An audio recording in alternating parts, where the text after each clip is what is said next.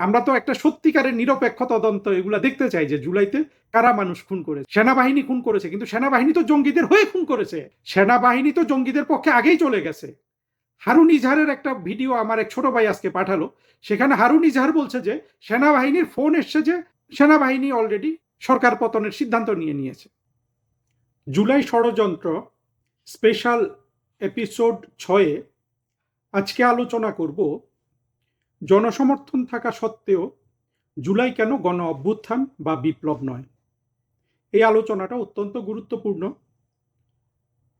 জুলাইতে বাংলাদেশ ধ্বংস হয়ে গেছে, তারপরেও কিন্তু আমরা এখনো বাংলাদেশের আপামর জনসাধারণকে বুঝাতে সক্ষম হই নাই যে জুলাই একটা প্রতারণা ছিল, জুলাই একটা ষড়যন্ত্র ছিল, জুলাই কোনো গণ অভ্যুত্থান বা বিপ্লব ছিল না।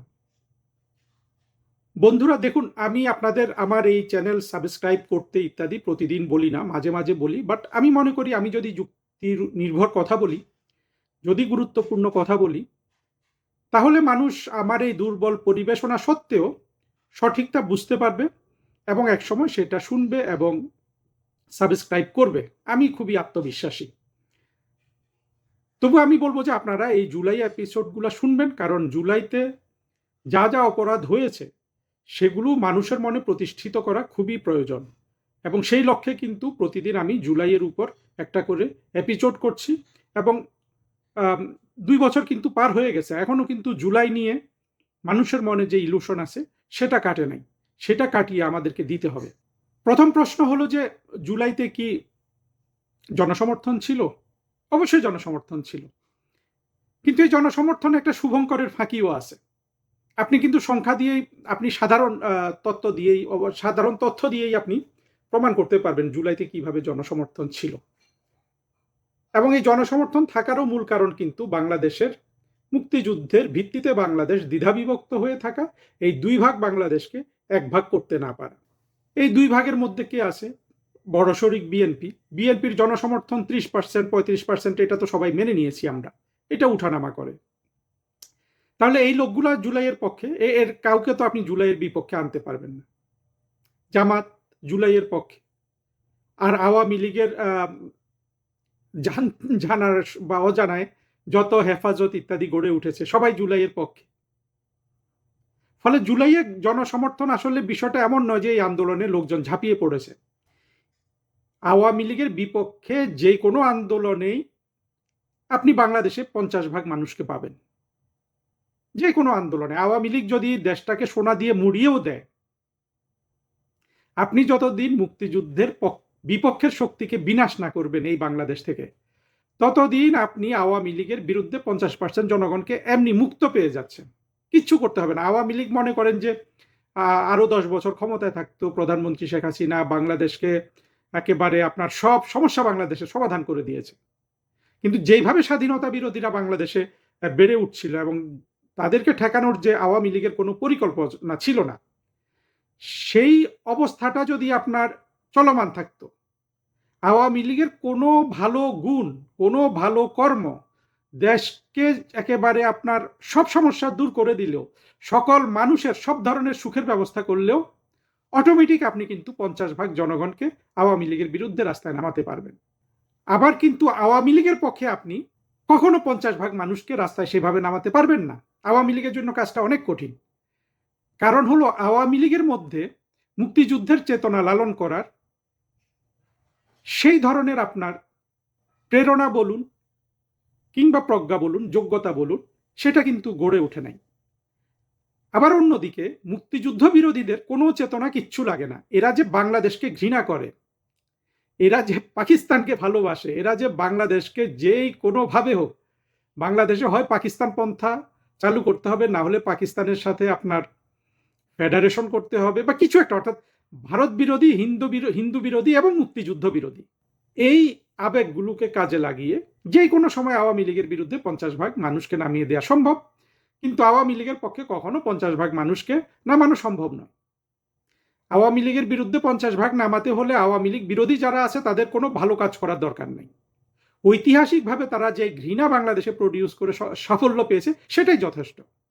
আওয়ামী লীগের পক্ষে 30-40 ভাগ মানুষ নামানো কিন্তু কঠিন। কারণ আওয়ামী লীগ ঘৃণার পরিবর্তে যে বিকল্পটা ছিল মুক্তিযুদ্ধের চেতনা, কিংবা আপনার ভালোবাসা, এগুলো দক্ষতার সাথে প্রতিষ্ঠিত করার জন্য আওয়ামী লীগের কোনো চিন্তা বুদ্ধি কোনো কিছু কখনো কাজ করে নাই। সেই জিনিসটা বুঝতে হবে। কাজেই জুলাইতে রাস্তায় মানুষ নেমেছে, জুলাইয়ের এখনো সমর্থন আছে, এইটা কোনোভাবেই প্রমাণ করে না যে জুলাই একটা গণ অভ্যুত্থান ছিল। আরেকটা প্রশ্ন বিবেচনা করে দেখুন, একটা মেয়েকে একটা ছেলে তার সাথে আপনার প্রেম করলো, মেয়েটাকে বলল অমুক জায়গায় আসো, এসে আসার পরে দেখলো যে এই প্রেমিক হলো ভণ্ড, মেয়েটাকে সে রেপ করলো, মেরে ফেললো। তাহলে আপনি পেছনের দিক থেকে তাকিয়ে কি ছেলেটাকে মেয়েটার প্রেমিক বলবেন? অথবা ধরুন একটা শিশুকে চকলেট দিয়ে, একটা শিশুর কিডনি বিক্রেতা আপনার জঙ্গলে নিয়ে শিশুটাকে খুন করে ফেললো, আপনি কি সেই শিশুর চকলেট যে দিল ওটার প্রশংসা করবেন, নাকি কিডন্যাপ ওয়ালাকে আপনি পুলিশে দিবেন? জুলাইতে ঠিক একই ঘটনা ঘটেছে। বলেছে যে আমরা বাংলাদেশের ভালো করব, নানান ছদ্মবেশ ধারণ করেছে, বঙ্গবন্ধুর নামে স্লোগান দিয়েছে, স্লোগান দিয়ে যেই শেখ হাসিনা 5 আগস্ট শেখ হাসিনা সরকারের পতন ঘটলো, সেই দিনই কিন্তু বঙ্গবন্ধুর ভাস্কর্যের কাঁধে চড়ে বসেছে সবগুলা। এই প্রতারণাগুলো অনেক বলা হয়েছে, এগুলো সম্পর্কে আমরা সবাই জানি, এখানে বিস্তৃত ব্যাখ্যা করার দরকার নেই। দেখুন, যারা জুলাই সম্পর্কে বলে তাদের মধ্যে যাদের বুদ্ধিজীবিতা কিছুটা আমি শুনতে রাজি আছি, তাদের মধ্যে ধরেন আমি নুরুল কবিরের কথা আনবো।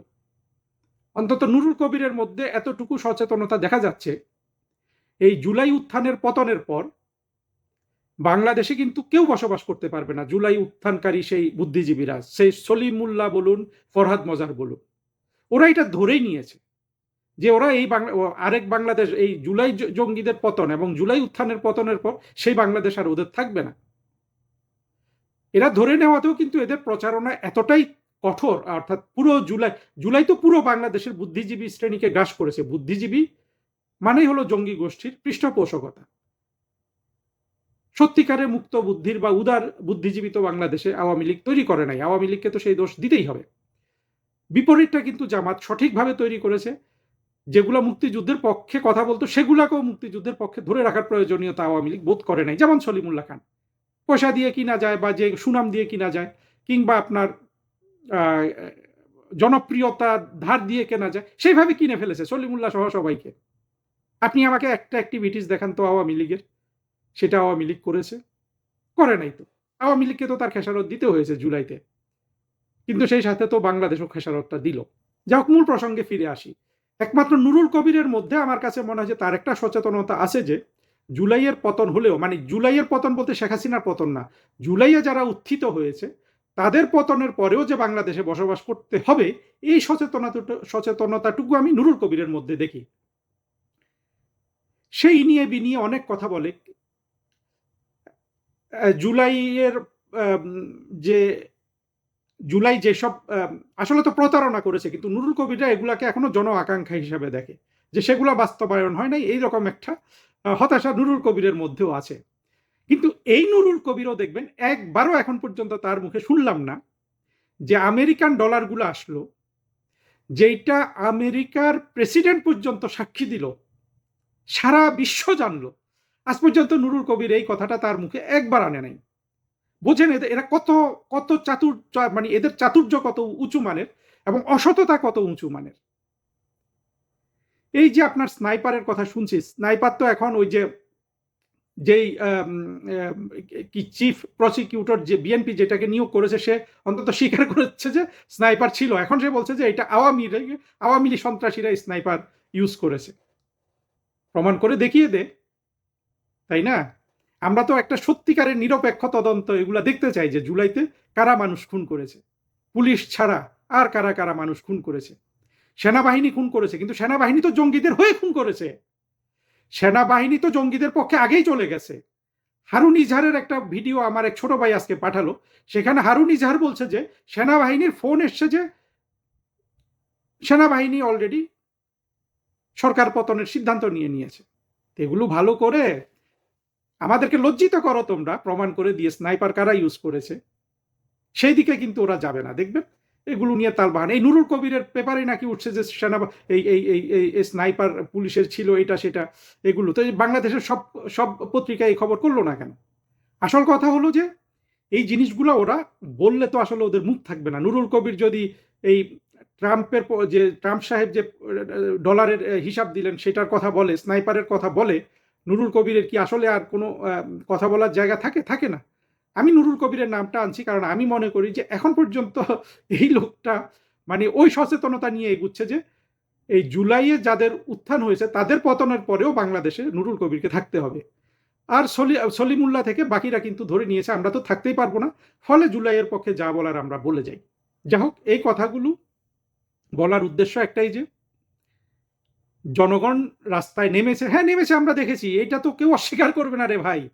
জনগণ রাস্তায় নামলেই গণ অভ্যুত্থান হবে, এইটা হওয়াই উচিত ছিল। কিন্তু এত বেশি ষড়যন্ত্র করে ফেলেছে, এত বেশি প্রতারণা করে ফেলেছে, এবং সেই প্রতারণাটা কিন্তু সাধারণ প্রতারণা না। আমি যেই দুটো উদাহরণ দিয়েছি ব্যক্তি জীবন থেকে, একটা শিশুকে আপনার চকলেট দিয়ে হ্যাঁ জঙ্গলে নিয়ে খুন করে তার কিডনি, লিভার এগুলো নিয়ে চলে যাওয়া, কিংবা একটা মেয়েকে বা একটা ছেলেকেও বলতে পারেন, শুধু মেয়েদের কথা বলবো কেন, হ্যাঁ, প্রেমের অভিনয় করে শুধু রেপ করার জন্য প্রেম করা, কিংবা সিরিয়াল কিলাররাও এগুলা করে, খুন করার জন্য প্রেম করা। আছে না এরকম উদাহরণ? ঠিক সেই ঘটনাটা তো জুলাইতে ঘটেছে। তাহলে কি পেছনের দিকে তাকিয়ে এটাকে গণ অভ্যুত্থান বলা যাবে? কোনোভাবেই বলা যাবে না। অবশ্যই এসব ছোট, ছোট উদাহরণ দিলেও কিন্তু জুলাইতে যেই পর্যায়ের প্রতারণা হয়েছে বাংলাদেশের সাথে, সেটাকে অপমান করা হয়। মানে এই প্রতারণাটা এত বেশি খারাপ ছিল, এই আমি যেই দুটো মানুষ খুনের যেই ২ টা খারাপ কাজ বললাম, তার চেয়ে অনেক বেশি খারাপ। একটা দেশকে মেরে ফেলা হয়েছে, একটা জাতিকে মেরে ফেলা হয়েছে।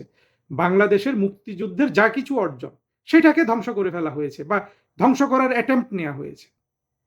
তারপরেও এটাকে কিন্তু গণ অভ্যুত্থান ছিল, বিপ্লব ছিল, এগুলা বলে যেতে হবে। সবকিছু কি মামার বাড়ির আবদার? চাতুর্য থাকলে, বুদ্ধি থাকলে, চালাকি থাকলেই কি একটা মিথ্যাকে সত্য বানানো যায়? বানানো যায় না। জুলাইয়ের যে ক্ষতি হয়ে গেছে, যে ধ্বংস হয়ে গেছে, সেইটার ভুক্তভোগী হবে সেই মানুষই যারা এই জুলাইতে নেমেছিল এবং অন্য মানুষগুলা যারা জুলাইতে নামে নাই। এই ২ পক্ষের মানুষ কিন্তু একত্র হতে বেশি সময় লাগবে না কম সময় লাগবে, সেটা পুরোপুরি মুক্তিযুদ্ধের পক্ষের যে শক্তি আছে, তাদের যে রাজনৈতিক দল আছে, আওয়ামী লীগের দক্ষতার উপর নির্ভর করবে। আওয়ামী লীগ অদক্ষ হলো, অপ্রজ্ঞাহীন থাকলো, এগুলা কোনো কিছুই কিন্তু জুলাইয়ে যে সন্ত্রাস হয়ে গেছে, যে চাতুর্য হয়ে গেছে, যেই প্রতারণা হয়ে গেছে, সেগুলাকে কিন্তু আওয়ামী লীগের ব্যর্থতা কোনোভাবেই বৈধতা প্রদান করে না।